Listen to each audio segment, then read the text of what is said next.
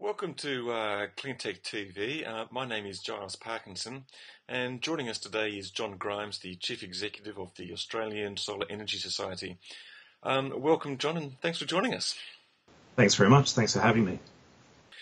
John, give us a bit of an outlook, a bit of a rundown about the outlook for large-scale solar installations in Australia.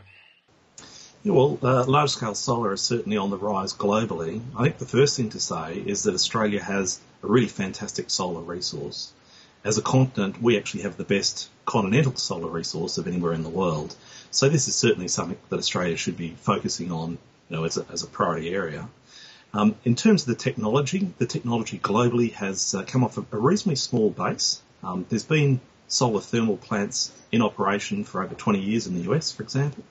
But in recent times, sort of 2008 on, we saw quite a rapid explosion. So about 100% increase in capability for the first 12 months.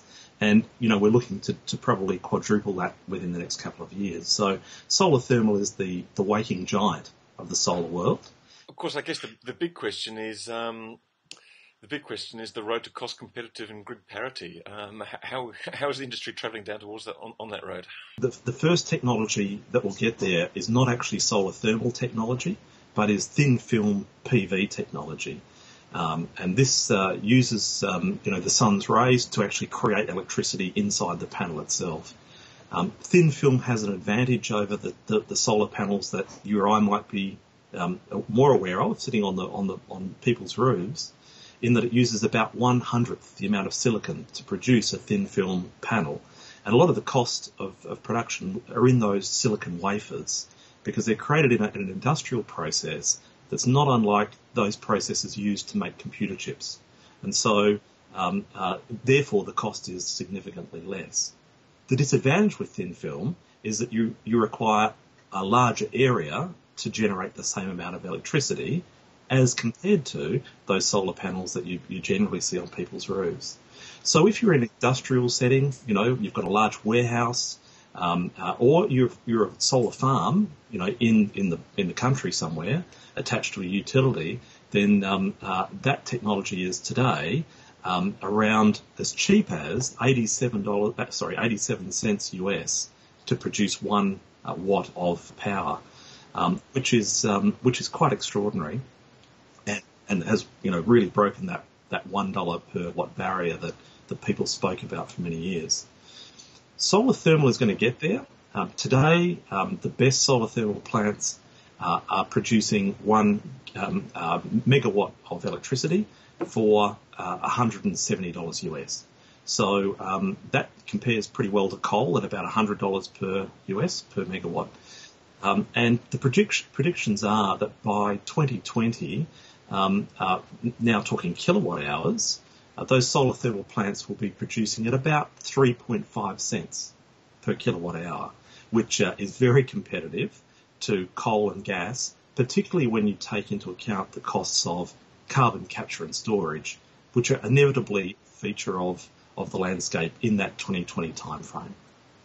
The main driving force in Australia at the moment seems to be the Solar Flagships program.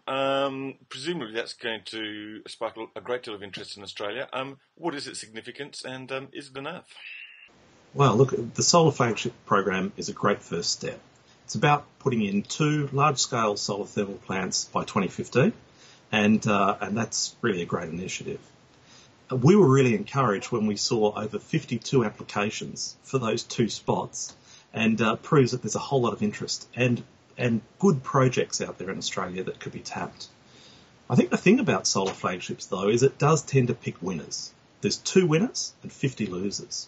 And our interest is in getting the other 50 projects up, because that's when we'll start to see a transformation to a clean economy, really become real. In the US, what's the government doing to support that movement? Well, the Obama administration is providing loan guarantees for large-scale solar projects and tax incentives.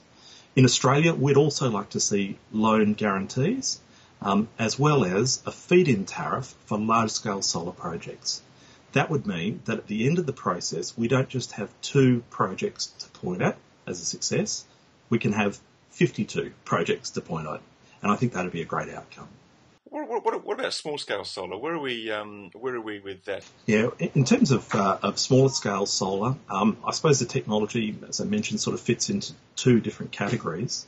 There's the polycrystalline, silicon that you'd see on your roof, and the price of that has reduced about 40% in the last year alone, and is due to drop about another 20%, shortly. So we're seeing some big price reductions. Thin film technology, which is already very cost competitive, and emerging third generation technologies that use dyes and mimic organic processes to produce electricity. And and there are Australian companies that are leaders in this field as well. So we are seeing the market mature. I think that the incentive programs have been very helpful. I'm looking forward to the day, though, when we do meet that grid parity point and the technology starts to become ubiquitous, not due to an $8,000 grant or some renewable energy certificates, but because it just makes economic sense on its own. And, we're probably, 2 to 3 years away from that point, but it's coming perhaps more rapidly than anyone had anticipated. Could you sort of gaze into your crystal ball and just sort of say, what do you think we will see from, let's go to 2020, what will we see in solar technology? Well, I suppose one of the first things we'll see is a transformation of the electricity grid. So it'll be about people putting in solar panels, easily being able to get that to the grid, and then use other power when it's less efficient to use the solar power. We'll see the integration of electric vehicles, and many of those will be powered from renewable sources like solar. And those vehicles won't just draw from the grid, but they'll have the ability to feed back into the grid as well. We'll see the use of third generation PV technology integrated into buildings, so that windows will have a thin tint over them, and that tint will actually be producing electricity. And we'll have the technology to roll out into the field for emergency services or military services, the ability to power up computers and radios without carrying batteries around. And solar thermal will be at that point where it's absolutely price competitive with existing fossil fuel technologies. So a very bright future for solar across the board. Terrific. Well, John, look, thank you very much for joining us on CleantechTV today, and look forward to talking to you again sometime. Great. Thanks very much.